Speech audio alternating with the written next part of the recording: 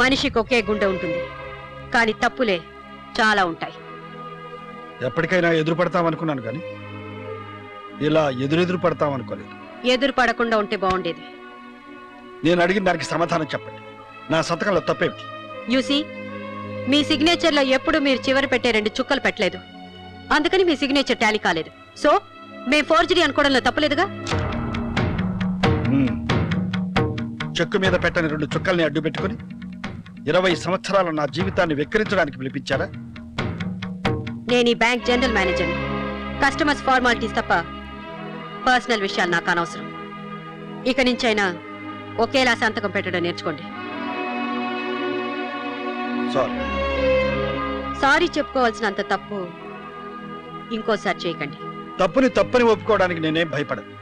కాదు, ఎంత తప్పు చేయడానికైనా మీరు భయపడరు. మీరు ఒకప్పుడు టీచర్ గా మాట్లాడుతున్నారా? ఇప్పుడు బ్యాంక్ ఆఫీసర్ గా మాట్లాడుతున్నాను.